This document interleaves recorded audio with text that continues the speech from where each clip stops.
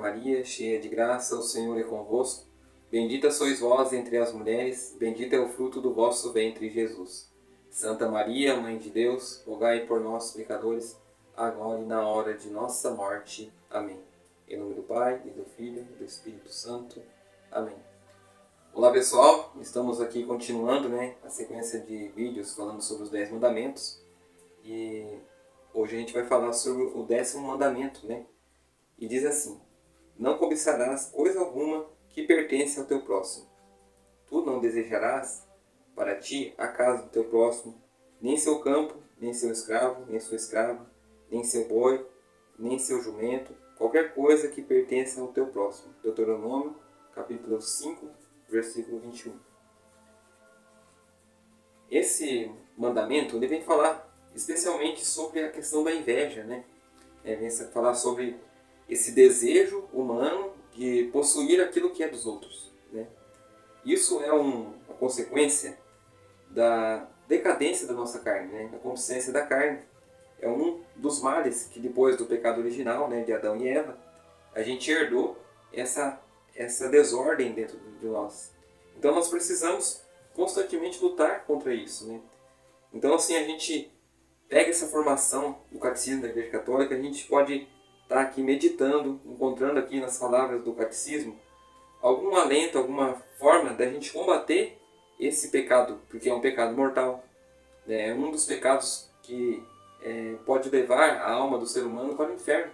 Então o pecado da inveja, desejar aquilo que é do próximo, é uma forma de pecado mortal que a gente pode estar cometendo em nossa alma.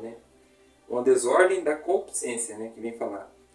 É um apetite sensível que nos faz desejar as coisas agradáveis que não temos. Por exemplo, desejar comer quando temos fome ou aquecer-nos quando estamos com frio. Esses desejos são bons em si mesmos, mas muitas vezes não respeitam a medida da razão e nos levam a cobiçar injustamente o que não nos pertence ou devido a outra pessoa. Ou seja, muitas vezes a gente se encontra com aquele sentimento de tristeza quando a gente vê alguém que está se dando bem, que está prosperando, ou um emprego melhor, ou um carro melhor, ou possui uma riqueza que a gente não tem. Então essa é a grande tentação que a gente pode estar tendo em relação ao bem do próximo. Hoje em dia, como diz aqui no Deuteronômio, fala do boi, fala do jumento, fala do escravo, mas hoje é outras realidades. Hoje a gente pode observar que a internet, as mídias sociais, ela é um grande, vamos dizer assim, veículo que pode conduzir esse tipo de pecado. Quantas pessoas que ostentam na internet, ostentam nas redes sociais, os seus bens que conseguiram através de um emprego, um passeio, uma viagem, elas não sabem, mas outras pessoas podem estar cobiçando aquilo, podem estar pecando de ver aquela pessoa ostentando, fazendo ostentação daqueles bens, daquelas coisas que conseguiram. Às vezes pode ser de forma ilícita ou pode ser de forma lícita, não importa o teor que foi, mas acaba sendo uma forma de cobiça, Então, ali expostas nas redes sociais. Então a gente tem que tomar muito cuidado com isso. Tanto a gente desejar aquilo que é do próximo, querer possuir aquilo que não é nosso a todo custo, como a gente também expor aquilo que a gente conseguiu, o fruto do nosso trabalho, E às vezes a gente pode estar fazendo a pessoa pecar por cobiça, ela pode estar cobiçando uma coisa que a gente tem, Outro atributo também que a gente tem que tomar muito cuidado é ostentar ou vangloriar-se, Muitas vezes a gente tem uma habilidade a mais do que a outra pessoa, isso não faz da gente uma pessoa melhor do que aquela outra. A gente tem que ser pessoas desapegadas dos nossos, daquilo que foi dado por Deus, pra gente, um dom que a gente tem que oferecer ele de forma humilde, Ao mesmo tempo, a gente tem que apreciar os dons que foram dados por outras pessoas. Por exemplo, tem pessoas que têm o dom de escrever muito bem e a gente não tem essa capacidade de escrever um livro. A gente não pode invejar aquela pessoa, nossa, como eu queria escrever um livro também, eu vou escrever um livro porque aquela pessoa está escrevendo. Eu tenho aquela cobiça, porque aquela inveja, porque aquela pessoa sabe escrever muito bem um livro, né? Então eu quero estar no lugar da pessoa, ter o glamour, ser elogiado pelas pessoas, né? Exemplo que a gente pode citar também é você pode fazer esse exercício, né? Para você perceber se você tem ou não inveja, né, de outras pessoas. Faça esse exercício. Quando uma pessoa vem falar de alguma coisa que você domina, vamos supor, você domina falar inglês, por exemplo, né? E as pessoas te elogiam porque você sabe falar inglês, né? Aí chega uma pessoa que sabe mais que você. Se você entristecer o coração por qualquer motivo, você sentir um certo pesar no coração, uma raiva, uma ira dentro do seu coração, é porque você tem uma raiz aí de uma inveja. Porque a pessoa veio e superou o seu conhecimento. Então, esse tipo de exercício a gente tem que fazer todo dia. E a gente tem que abençoar aquele conhecimento daquela pessoa, que ela tenha mais que a gente. Porque a gente pode beber daquele conhecimento, né? A gente pode aprender com aquela pessoa muito, né? Então, a gente não pode ter um sentimento de inveja com aquela pessoa. A gente tem que ter um desapego com as coisas aqui da Terra, para a gente poder progredir na vida espiritual. Então, a inveja, ela impede muito isso. E a inveja, ela é a raiz, como diz aqui o Catecismo da Igreja Católica, ela é a raiz do roubo, né? Muitas pessoas, elas cometem o roubo por causa que ela tem tanto anseio, tanta vontade de ter aquilo que é da outra pessoa, que ela chega a roubar aquilo da pessoa, né? Daí no parágrafo 2531 do Catecismo vai dizer assim: o 10º mandamento exige banir a inveja do coração humano. Quando o profeta Natan quis estimular o arrependimento do rei Davi, contou-lhe a história do pobre que possuía uma única ovelha, tratada como sua própria filha, e o rico que, apesar da multidão de seus rebanhos, invejava o primeiro e acabou roubando-lhe a ovelha. Então, olha para ver. O rico, ele tinha tudo, ele tinha um rebanho de ovelhas, mas ele quis aquela ovelha daquele pobre, aquela única ovelha daquele pobre. Então a inveja, ela acaba fazendo a pessoa cometer até um roubo, né? Já pecando contra o outro mandamento da lei de Deus. Então, esses mandamentos são princípios básicos que a gente, para a nossa fé, é a estaca zero da nossa fé. Então, se a gente comete um pecado contra qualquer um desses mandamentos, a gente pode ter o risco de ir, sim, para o inferno, né? E vai dizer assim no parágrafo 2539, a inveja é um vício capital, designa a tristeza sentida diante do bem do outro. Então a gente vê quanto que é sério, né, essa questão da inveja. Então, e como que a gente combate? Qual que é o diagnóstico de tudo isso, né? O Catecismo vem falar sobre o desejo, a esperança do homem de ver Deus, né? Então aqui um pouco para frente vai falar no parágrafo 2548. O desejo da felicidade verdadeira liberta o homem do apego imoderado aos bens deste mundo. A felicidade que se realizará na visão e na bem-aventurança de Deus. A promessa de ver a Deus ultrapassa todas as bem-aventuranças. Na Escritura, ver é possuir. Aquele que vê a Deus obteve todos os bens que podemos imaginar. Ou seja, a gente tem que ter um desapego com tudo que é material e tudo que é terreno. Porque o nosso bem último é Deus. Então, como lá no Sermão da Montanha vai dizer o quê? Como aqui na Terra a gente perdeu Deus pelo pecado, né, de Adão e Eva, então a vida inteira, o nosso coração humano vai procurar a Deus. E por conta disso, muitas pessoas se perdem. Porque as pessoas estão procurando preencher o coração, mas não estão procurando o lugar certo, né? A nossa Santa Igreja Católica, né, que fora dela não há salvação, ela tem os 7 sacramentos que nos levam à salvação. E tem os 10 mandamentos, tem a Eucaristia, tem tudo aqui dentro. E as pessoas estão indo procurar fora. No paganismo, no materialismo, quantas coisas que as pessoas estão procurando. E cada vez que elas procuram alguma coisa fora da Santa Igreja, elas só encontram a tristeza, né? A decepção. E muitas vezes acaba caindo até na questão do suicídio, porque a pessoa não aceita a sua realidade. Ela não consegue enxergar pela visão espiritual o que Deus almeja para ela, o que Deus sonha para ela. E qual que é o desejo de Deus? É que todos os homens se salvem e cheguem ao conhecimento da verdade. Então tudo isso que a gente está passando através desses vídeos para vocês são o conhecimento da verdade, né? Então eu quero resumir aqui também algumas palavras No Catecismo, no parágrafo 2551, vai dizer assim: onde está o teu tesouro, aí estará também o teu coração. Mateus 6, versículo 21. Aí no parágrafo 2552, eu estou lendo o Catecismo para você ver que não são palavras minhas, mas são palavras da Santa Igreja Católica para orientar a sua vida e tirar toda essa desordem que está no seu coração, no meu coração, em todos nós que fazemos parte desse corpo, que é a Igreja, todos nós batizados, né?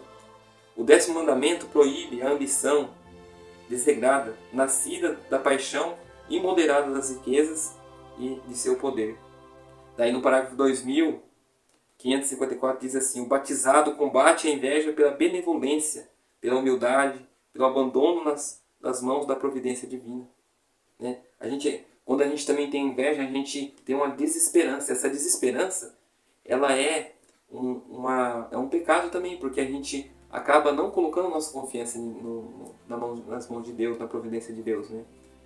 E quando a gente crucifica essa carne aqui pecaminosa, essa carne decaída, e como que a gente faz isso? Por mortificação, por penitência, por oração. Né?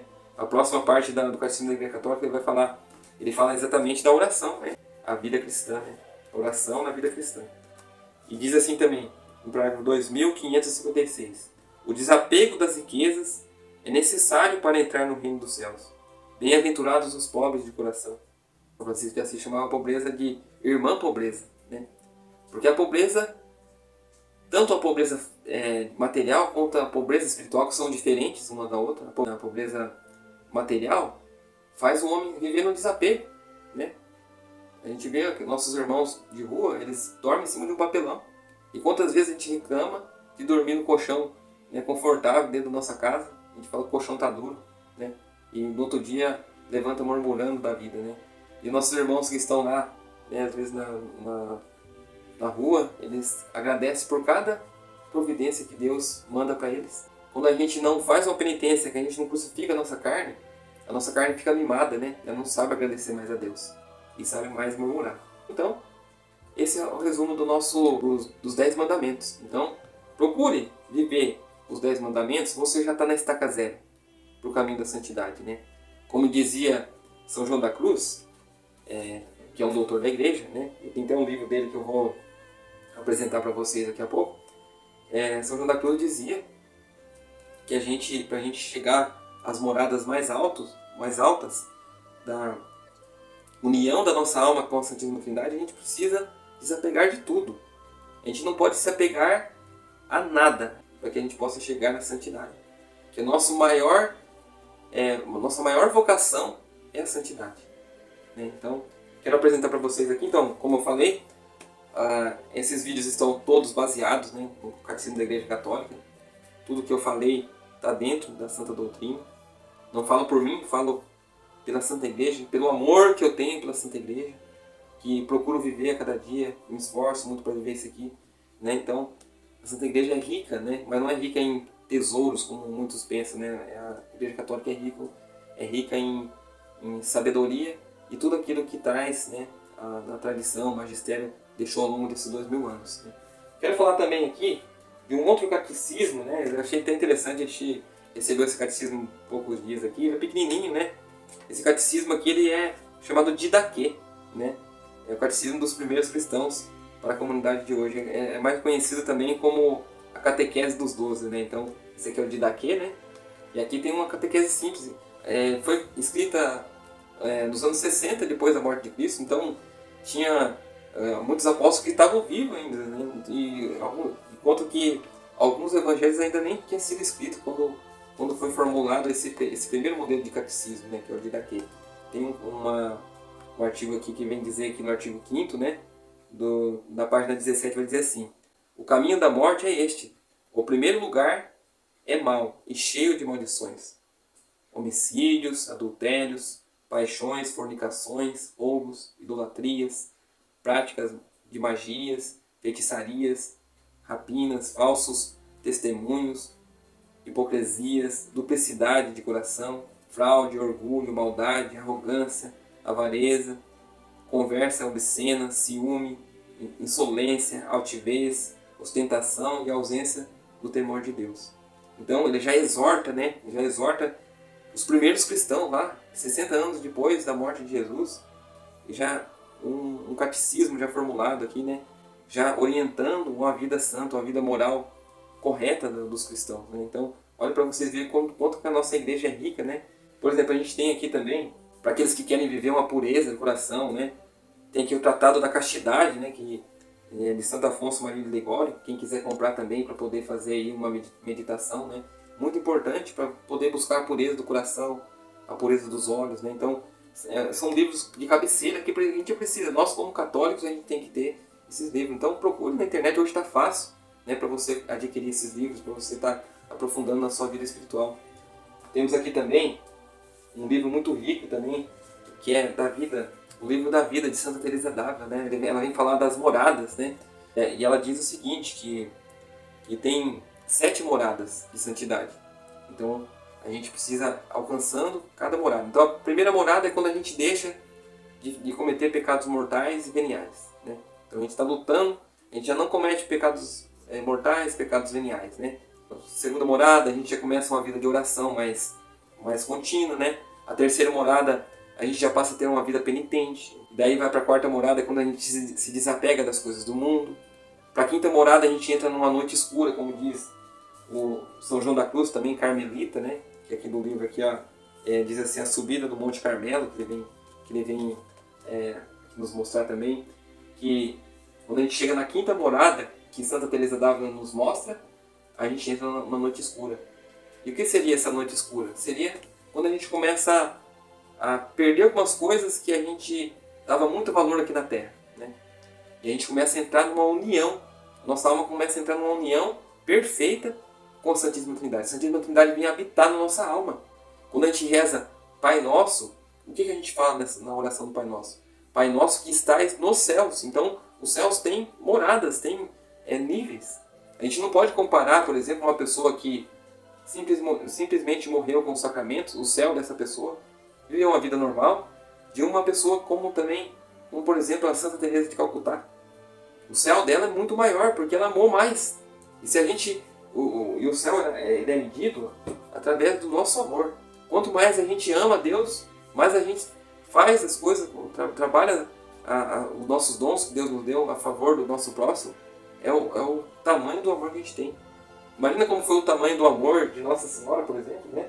Então, imagina só, o céu dela é um céu diferente de nós, né? Então a gente tem que saber que tem moradas. Então, aqui uma leitura muito boa, né, para você fazer. É uma leitura muito difícil, não vou dizer que é fácil para entender, mas a subida do Monte Carmelo de São João da Cruz é muito bom para você trabalhar a sua vida espiritual. E também o livro da vida de Santa Teresa d'Ávila, né, que também é muito interessante para você já começar a trabalhar a sua vida interior. Você tem que investir na sua alma. Um padre diretor espiritual meu dizia para mim assim que a gente gasta dinheiro com tantas outras coisas, né? Com curso, com faculdade, mas a gente às vezes com academia, né, para cuidar do corpo, mas pouco a gente investe para cuidar da alma, né? Então, vale a pena, gente, vale a pena investir na alma, porque a gente tem uma vida só, né? E a nossa vida é muito curta, logo a gente pode estar lá, né, junto de Deus. Então, fica essa dica aqui para vocês. Vamos estar fazendo mais vídeos, né, falando sobre outros assuntos da igreja, né? Então, a gente vai discernir aqui para ver quais são os assuntos mais pertinentes a ser falado aqui no canal, né? Vamos trazer também algumas novidades para o canal, quem sabe entrevista com pessoas também, né? Então, fique ligado. Deus abençoe você, Deus abençoe a sua família. Em nome do Pai, do Filho e do Espírito Santo. Amém.